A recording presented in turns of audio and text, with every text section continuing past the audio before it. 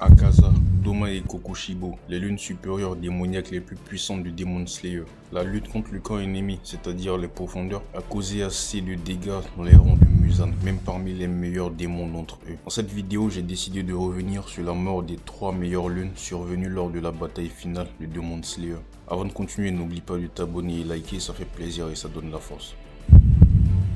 La mort d'Akaza fut à l'instar de la mort de toutes les autres lunes, triste et libératrice. Elle arriva lors de la bataille finale dans laquelle il livra son dernier combat contre le pilier de l'eau, Giyu et Tanjiro. Lors de ce combat, Akaza surclassait ses adversaires et était totalement excité. Comme vous le savez sans doute, Akaza ne vit que pour le combat. Il possède le meilleur esprit combatif de tout l'œuvre. Les choses commenceront à tourner en faveur de ses adversaires lorsque Tanjiro eut accès au monde transparent et le pilier de l'eau, la marque des profondeurs. Tanjiro réussira à décapiter Akaza dans cet état, mais la lune refusa de mourir et continuait de se battre sans tête. Les deux profondeurs n'arrivaient pas à venir à bout de la lune. Heureusement ou malheureusement, Akaza commençait à se remémorer de son passé d'humain et décida lui-même de mettre fin à sa vie en se suicidant. Sa mort fut singulière, triste et en même temps heureuse. À la porte de la mort, il retrouva ses proches et regretta toute sa vie démoniaque.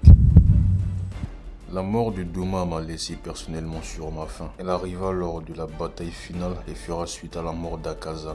D'ailleurs, les ressentis lorsqu'Akaza mourra, il dira qu'il aurait pu devenir plus fort s'il avait écouté en se nourrissant de femmes. Lors de cette bataille finale, Doma se battait contre Inosuke et Kanao et comme dans son habitude, Doma se battait avec désinvolture mais surpassait largement ses deux adversaires.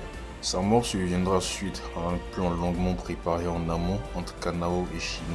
Shinobu étant consciente du fait de l'écart de niveau entre les top lunes démoniaques, dira qu'un seul démon d'entre eux équivaut à au moins 3 piliers. Elle commença très tôt à penser à un plan pour venir à bout de Doma en utilisant un de ses vices qui est son appétit débordant pour les femmes.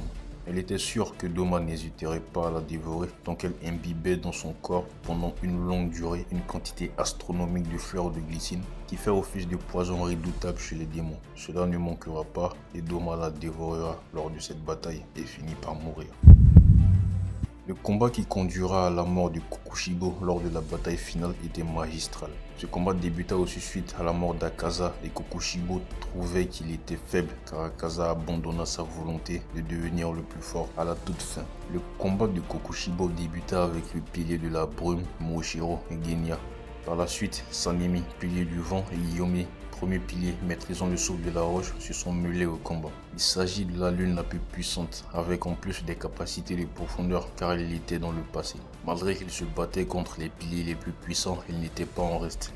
Il aura fallu une combinaison du pouvoir démoniaque de Genya qui utilisa un pouvoir sanguinaire et Moshiro sa lame rougie dans son torse pour l'immobiliser et ensuite Sanemi et Guillaume pour trancher sa tête. Mais comme Akaza, il fera repousser sa tête mais commença à se désintégrer par son torse là où il fut poignardé par la lame rougie de Moshiro comme celle de Yorishi. À la porte de la mort, il se questionnait sur le sens de toute sa vie car cette quête de pouvoir était au final vaine.